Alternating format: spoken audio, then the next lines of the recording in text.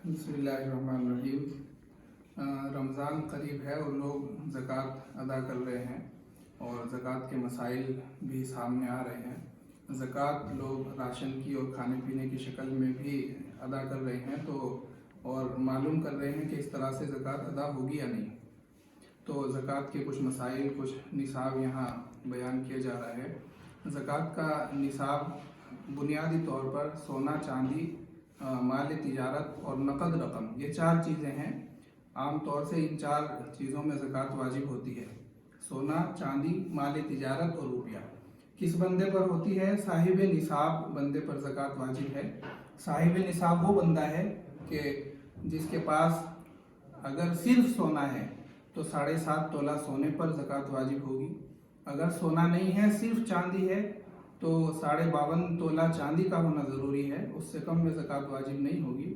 इसी तरह अगर नकद रकम है तो नकद रकम वो उसके पास महफूज हो, सेविंग हो और वो इतनी हो कि उससे 52.5 तोला चांदी खरीदी जा सके, तो उस पर ज़कात वाजिब होगी।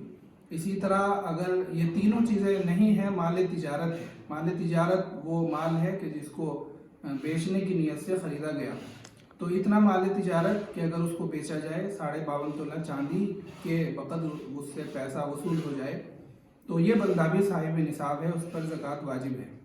अगर ये 4 चीज़ें थोड़ी थोड़ी इसके पास हैं, थोड़ा सा सोना है, थोड़ी सी चांदी है, थोड़े से पैसे हैं या थोड़े से माल तिजारत है, या 2 चीज़ें हैं या 3 चीज़ें हैं और वो इतनी हैं कि 52.5 तोला चांदी के बकदर हो जाए, तब भी ये बंदा साहिब निसाब है और इस पर ज़कात वाजिब होगी।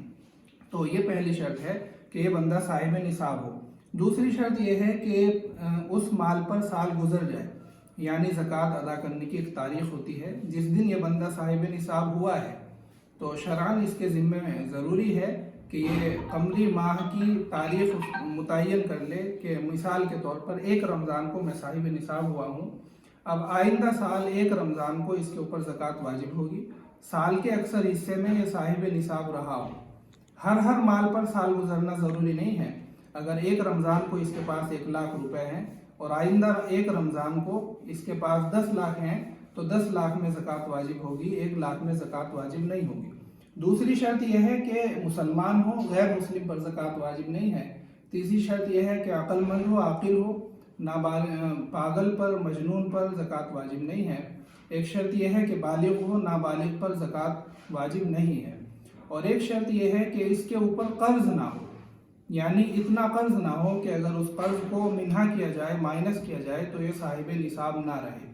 अगर उस कर्ज को अदा करने के बाद भी ये साहिब निसाब है तो ज़कात वाजिब होगी, और अगर नहीं है तो ज़कात वाजिब नहीं होगी।